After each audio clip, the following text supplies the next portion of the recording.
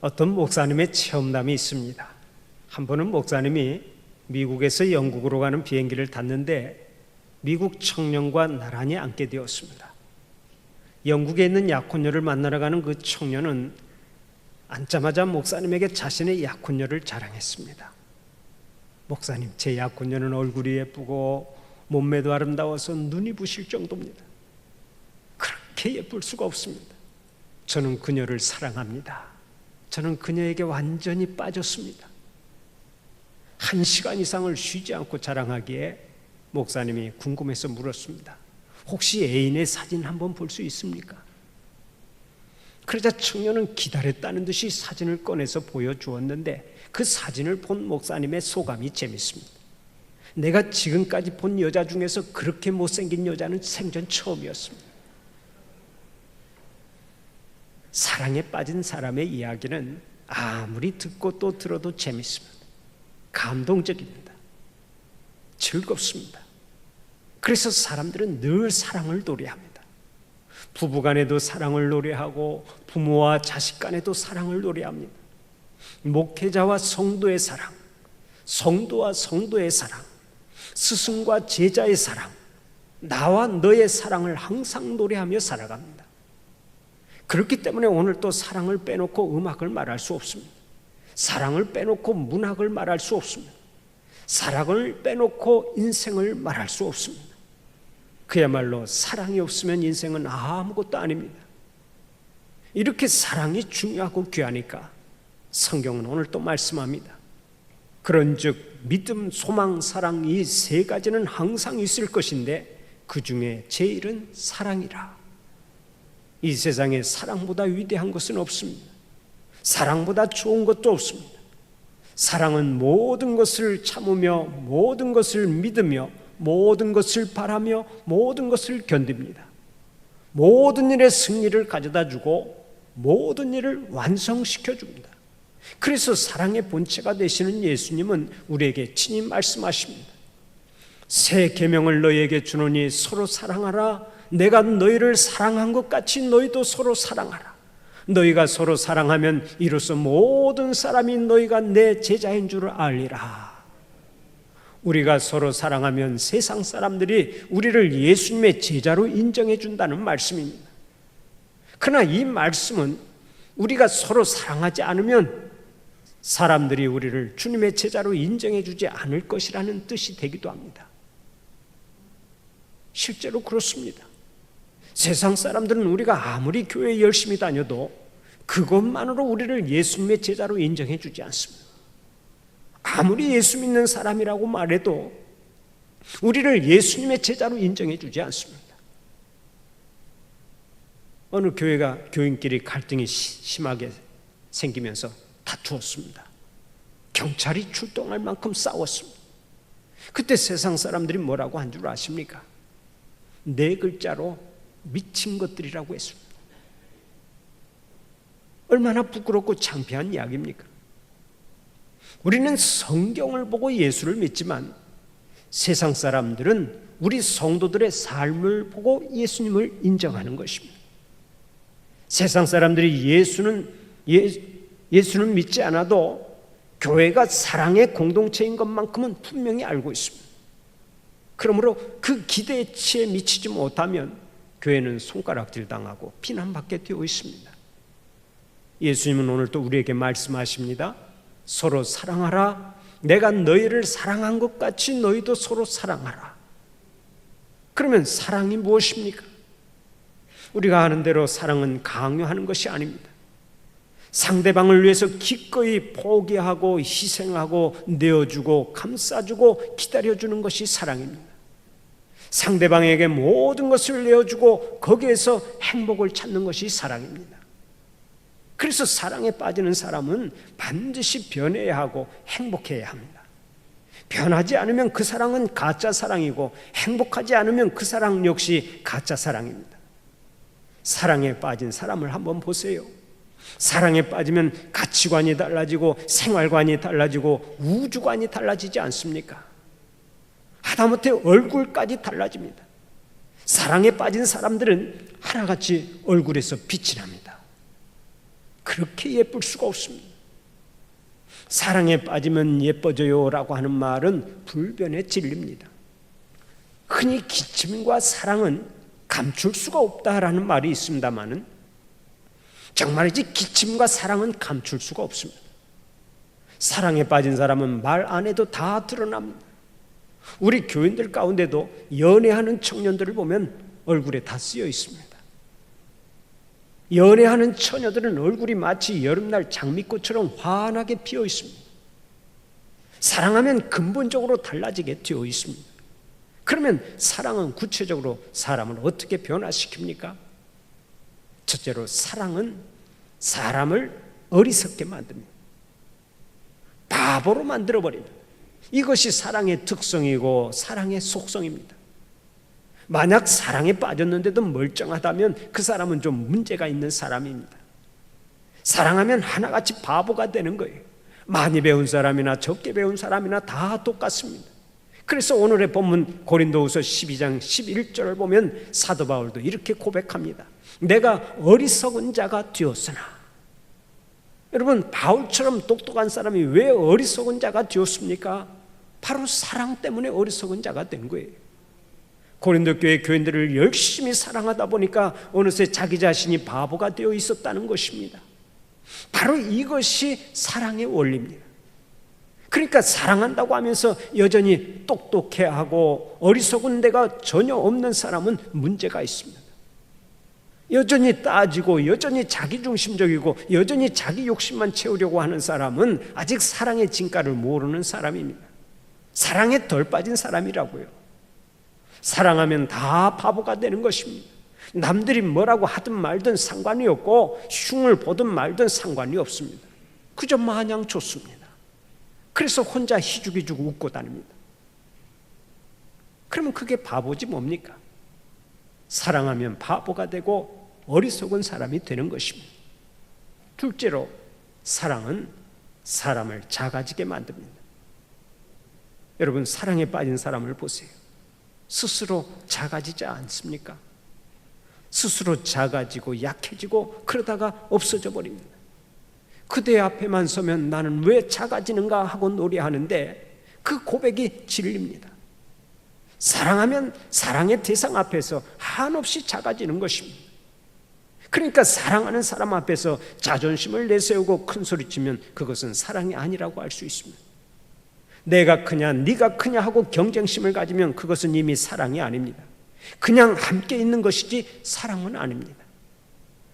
사랑은 자신을 파괴시키는 것입니다. 세상 말로 학벌도 파괴시키고 지식도 파괴시키고 명예도 파괴시키고 때로는 생명까지 파괴시켜버리는 것이 사랑입니다. 요즘 백화점이나 마트에서 가격 파괴라고 하는 말을 많이 사용합니다마는 사랑하는 사람 앞에서는 모든 것을 파괴하는 것입니다. 내가 다 파괴되니까 내 앞에는 오직 사랑하는 사람만 존재합니다. 이것이 바로 사랑입니다. 적어도 사랑하는 동안은 나라고 하는 존재가 소멸되는 것입니다.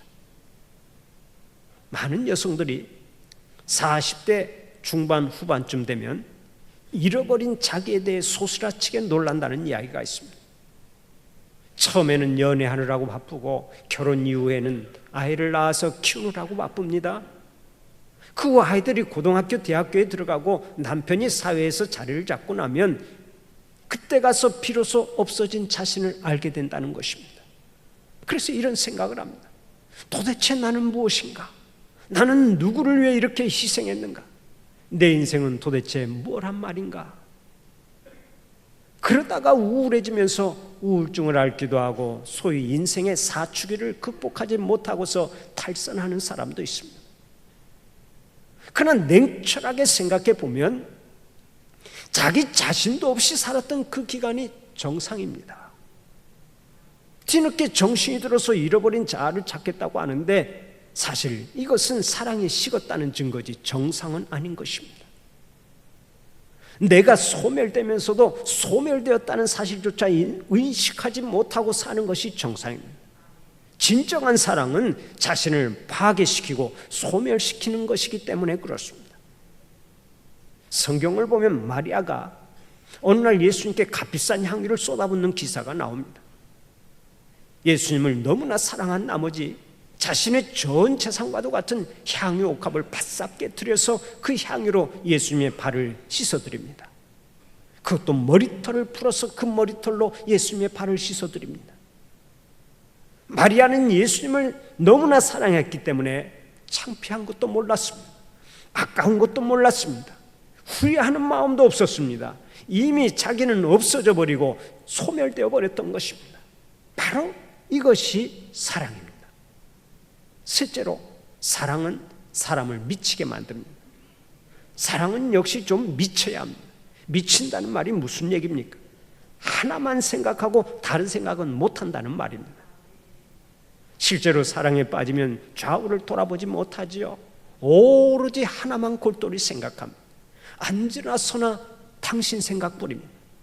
만약 사랑에 빠졌는데 그런 생각이 들지 않으면 그 사랑은 아직 무르익지 못한 것입니다. 그래서 사랑은 미쳐야 정상이라는 말을 하는 거예요. 어떤 사람이 이런 말을 했습니다. 누구나 한 번은 실수를 해야 결혼을 한다. 이게 무슨 말인 줄 아십니까? 이 세상에 완벽한 사람은 없지요. 그런데 완벽하지 못한 사람에게 빠져서 미쳐가지고 나는 저 사람에게 나의 운명을 맡길 거야 하고 덤빈다면 그것이야말로 대실수라고 할 수 있습니다. 그런데 한 번은 그런 대실수를 해야 결혼에 꼴이 나게 된다는 것입니다. 심지어 저 사람과 결혼하면 내일 죽어도 좋다 하는 사람이 있지 않습니까? 다른 사람이 볼 때는 미친 것이지 제정신이 아닙니다. 그러나 한 번은 그렇게 미쳐야 결혼을 하고 한 번은 실수를 해야 결혼하는 거예요. 요즘 처녀 총각들을 보면 너무나 똑똑합니다. 여간에서 안 미칩니다. 눈이 말똥말똥합니다. 자꾸 따지기만 합니다. 결혼해서 득이 뭡니까? 결혼해서 뭐가 좋습니까? 자식 때문에 희생해야 하고 배우자 때문에 자유롭지 못하고 너무 거치적거리는 것이 많지 않습니까? 그런 생각을 가지고 사니까 결혼을 못하고 노처녀, 노총각으로 그냥 늙어가는 것입니다. 미쳐야 결혼하는 거예요. 결혼하고 싶은 분들은 잘 미치시기를 바랍니다. 이미 결혼을 다 하셔서 그랬는지 아멘도 안 하시는데요. 한번 따라서 해봅시다. 사랑은 미치는 것이다. 잘 미치자. 아멘입니까? 사랑에 미치면 행복한 것입니다. 오늘 본문에 나오는 사도 바울을 보십시오. 사도 바울은 고린도후서 5장 13절에서 이렇게 말한 적이 있습니다. 우리가 만일 미쳤어도 하나님을 위한 것이요. 바울은 확실히 미친 사람입니다. 보통 미친 사람이 아닙니다. 그런데도 그는 행복했습니다. 여러분이 아실지 모르겠습니다만 미친 사람이 남 보기에는 딱해도 본인은 정말 행복한 것입니다. 실실 웃고 다니는 것을 보면 알잖아요. 제가 어린 시절에 미친 사람들을 많이 봤는데 그 사람들은 항상 실실 웃고 다녔습니다. 그런데 예수에 미쳐 살아도 그렇습니다. 다른 사람들은 아이고 무슨 재미로 살아가나, 아이고 참 재미없겠다 하고 날 교회 나가서 예배드리고 무슨 봉사를 한다고 저러나 그렇게 말하지만 정작 본인은 행복에 젖어 있지 않습니까? 만족해합니다. 희죽희죽 웃습니다. 이게 미친 사람이 아니고 뭡니까? 세상 사람들이 볼 때는 사실 오늘 교회에 나온 사람들도 다 미친 사람들입니다. 이렇게 날씨가 좋고 놀러가기 좋은 날 무엇 때문에 교회로 꾸역꾸역 나옵니까? 산 좋고 물 좋은 곳에 가서 맛있는 것 사 먹고 인생을 즐기면 좋을 텐데 왜 교회 나와서 예배를 드리느냐 하는 말씀입니다. 세상 사람들 눈으로 보면 모두가 정상이 아닙니다. 더군다나 새벽 예배 나오고 주일 저녁 예배까지 나오고 수요 예배 나오고 하는 그런 사람들은 정말이지 보통 미친 사람들이 아니에요. 그러나 이것이 사랑의 속성인 걸 어떡합니까? 주님을 사랑하기 때문에 미쳐서 사는 것입니다. 기억하세요. 사랑은 사람을 어리석게 만들고 작아지게 만들고 마지막에는 미치게 만드는 것입니다. 바울은 이 속성을 알게 오늘 또 본문 15절에서 이렇게 말합니다. 내가 너희 영혼을 위하여 크게 기뻐함으로 재물을 사용하고 또 내 자신까지도 내어주리니 너희를 더욱 사랑할수록 나는 사랑을 덜 받겠느냐. 사랑에는 낭비성이 있다는 얘기입니다.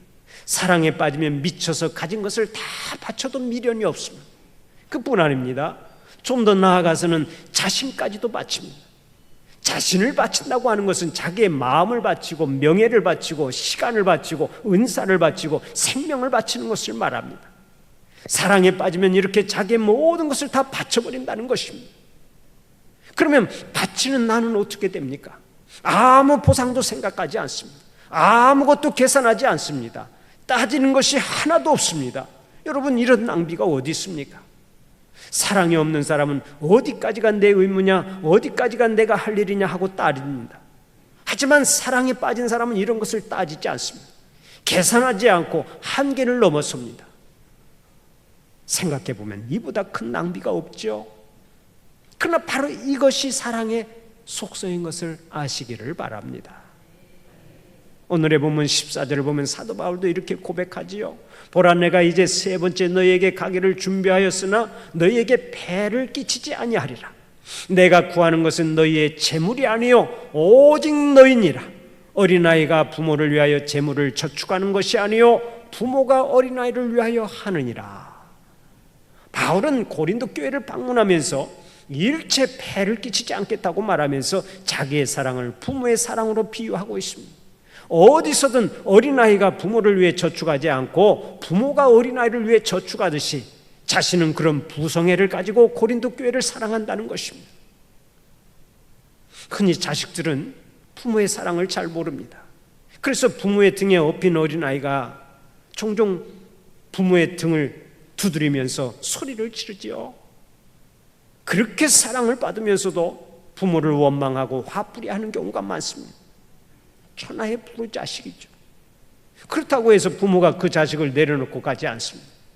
부모의 사랑은 수직적 사랑이요 일방적 사랑이기 때문입니다. 먼 훗날을 바라보며 언젠가는 알 것이다 하고 계속 사랑을 쏟는 것이 부모의 사랑입니다. 부모의 사랑은 내어주는 사랑입니다. 희생하는 사랑입니다. 일방적인 사랑입니다. 예수님이 그런 사랑을 가지셨습니다. 그래서 요한복음 13장 1절을 보면 성경은 이렇게 말씀합니다. 유월절 전에 예수께서 자기가 세상을 떠나 아버지께로 돌아가실 때가 이른 줄 아시고 세상에 있는 자기 사람들을 사랑하시되 끝까지 사랑하시니라. 예수님은 다음날 아침이면 십자가에 못 박혀 죽으셔야 합니다. 그런데도 예수님은 십자가 위에서 죽을 것은 염려하시지 않고 오히려 제자들을 걱정하셨습니다. 제자들을 위해 기도하셨고 제자들을 위해 성만찬을 베푸셨습니다. 끝까지 사랑하셨습니다. 제자들은 내가 크냐 네가 크냐 하고 시기 질투하다가 발도 씻지 아니하고 유월절 잔치에 참여하게 되었습니다. 예수님의 발도 씻어드리지 못했습니다. 그렇게 철없고 한심한 사람들이 주님의 제자들이었습니다. 보통 사람 같으면 그 제자들에게 호통을 쳤을 것입니다. 야, 너희는 언제나 철이 들 거냐? 너희도 인간이냐? 너희는 인간도 아니다. 그러나 예수님은 그렇게 책망하시지 않았습니다. 오히려 제자들의 발을 씻어주면서 말씀하셨습니다. 내가 하는 것을 너희가 지금은 알지 못하나 이후에는 알리라. 이 말씀은 내가 왜 발을 씻어주는지 지금은 모를 것이다. 그러나 언젠가는 나의 사랑을 너희가 알 것이다 라는 뜻입니다. 바로 이런 사랑을 부성애요 모성애라고 하는 것입니다. 부모의 사랑은 수직적 사랑이요 주도적 사랑이요 하늘처럼 높은 사랑입니다. 멀리 보고 하는 사랑입니다. 사랑은 우리 성도들에게 이런 사랑이 있기를 축원합니다. 오늘의 본문 14절에서 사도 바울은 또 이렇게 말하지요. 내가 구하는 것은 너희 재물이 아니요 오직 너희니라. 바울이 구하는 것은 절대 고린도 교회 교인들의 재물이 아니고 오직 고린도 교회 교인들이라고 하는 것입니다.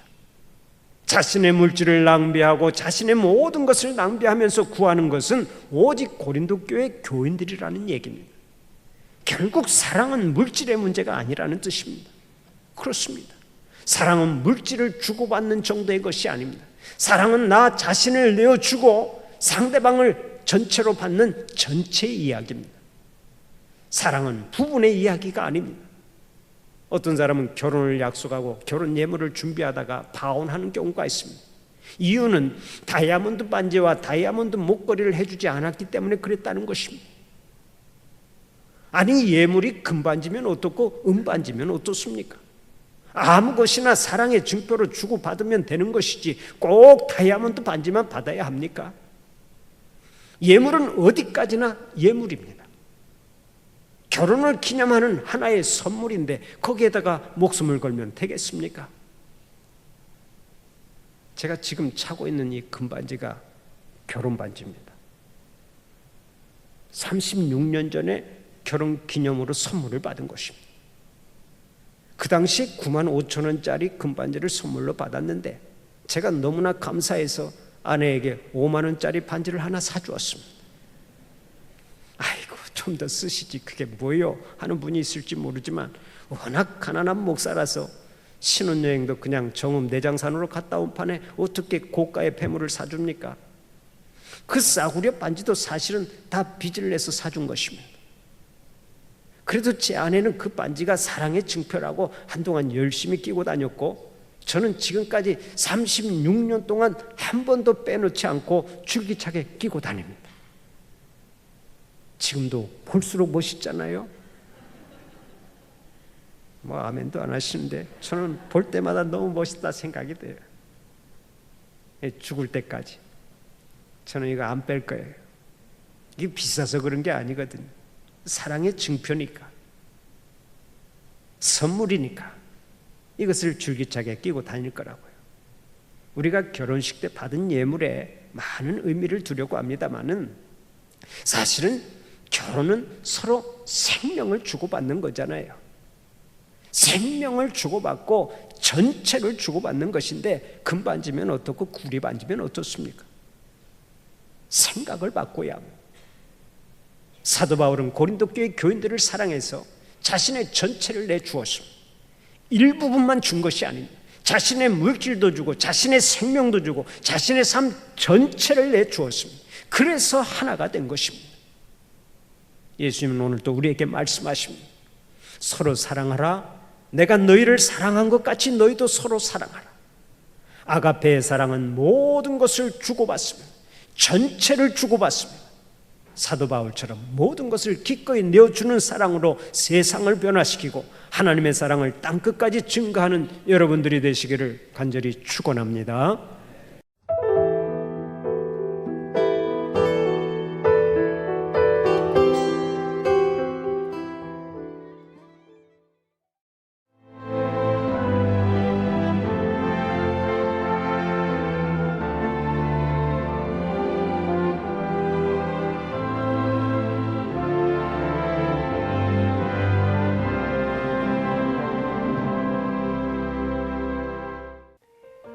CBS를 사랑해 주시는 전남 지역 청취자 여러분, 안녕하십니까?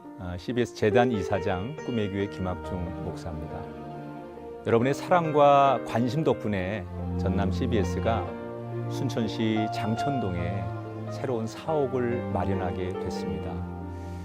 이 방송국 사옥이라는 것은 단순히 건물을 짓는 의미에 지나지 않습니다.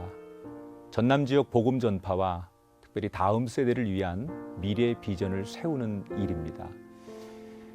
코로나19로 모든 활동이 중단되고 또 관계가 단절되는 상황이지만 우리 CBS 방송만큼은 우리의 발길이 닿지 않는 곳까지 구석구석 하나님의 말씀을 전하는 위대한 힘을 지니고 있습니다.